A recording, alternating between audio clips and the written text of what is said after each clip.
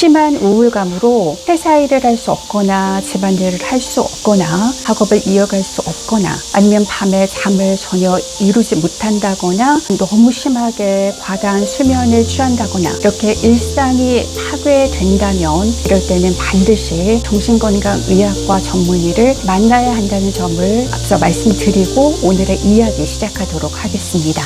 일상에서 가벼운 우울감은 누구나 느끼는 그런 감정입니다. 그런데 이거를 우리가 잘 다스리지 않는다면 지장을 받게 됩니다. 제가 오늘 강조하고 싶은 것은 내가 무엇을 해서 기분이 나아진다. 이것도 물론 중요하지만 내가 어떨 때 우울감이 생기고 무기력감이 생기는지를 아는 것도 상당히 중요하다는 점을 강조하고 싶습니다.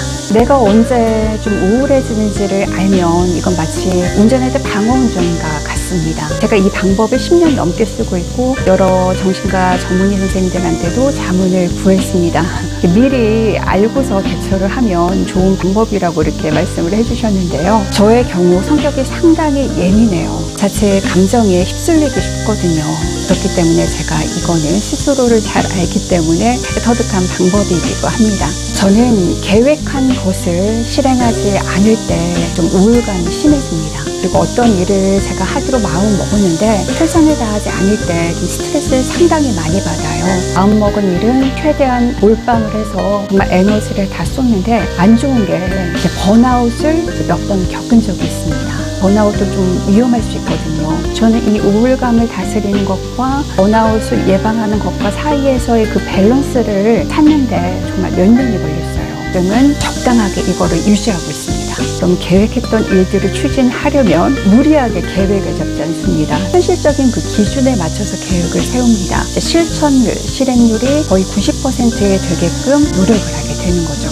저의 경우는 이 우울감이 무기력증과 이어지는 경우가 있어요. 무기력, 그게 저는 너무 싫거든요. 제 감정 관리, 기분 관리에 애를 쓰고 있었던 이유 중 하나입니다.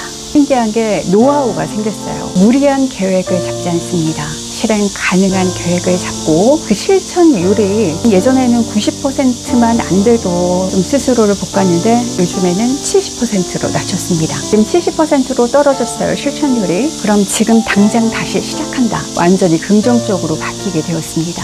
다시 시작하면 된다. 다시 시작해. 그런데 지금 당장. 이건 좀 우울감이랑 다른데 좀 기분이 더러워질 때가 있거든요. 묘하게 사람이 기분이 더러워질 때가 뭐가 정리되지 않을 때 기분이 좀 안 좋아져요. 본인을 관리하면 좀 기분이 나아진다는 걸 알기 때문에 색치 염색이라도 하고 그리고 리프레시 되더라고요. 왜 이래 기분 관리에 어떻게 보면 집착까지 하게 된 이유는 뭐냐면 이 기분 관리, 정서 관리, 마음 관리가 되지 않으면 인생에서 피해를 보고 손해를 볼 때가 많아요. 정말 중요한 일에 있어서 최대한 합리적인 결정을 해야 되는데 마음이 제로 관리가 되지 않는 상태에서는 후회될 수 있는 그런 결정을 할 때도 있어요. 인생에서 정말 중요한 순간들이 있잖아요. 그런 걸 놓칠 때도 많고 내가 정말 최선을 다해야 하는 일에 있어서 그런 열정이 사그라들 수가 있어요. 그리고 여러분, 우리 뇌라는 건 정말 신기한 게 이 학습하는 걸 상당히 좋아해요.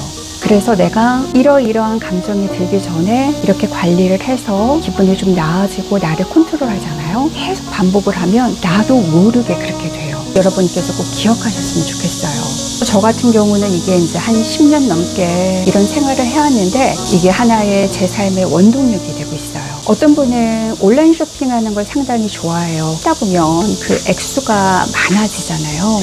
내가 이 온라인 쇼핑을 안 하면 심하게 우울할 것 같다 이럴 경우에 한번 이 방법 써보면 어떨까요? 온라인 쇼핑에서 하고 있는 그 토탈 금액을 100으로 치자면 금방 내 반으로 줄일 수는 없잖아요. 80, 70, 60, 50 이런 식으로 줄여 나가는데 이걸 기록하세요. 즉흥적으로 사는 그런 물건들이 있잖아요. 이걸 최소화하는 거예요. 이거는 정말 필요하다는 것들을 수첩에 다 적으세요. 실행 가능한 계획을 세우라는 겁니다. 수첩에다가 기록을 하고 들여다보고 그 예산 내에서 쓰도록 한다면 이게 분명히 효과가 있을 거라고 저는 자신합니다.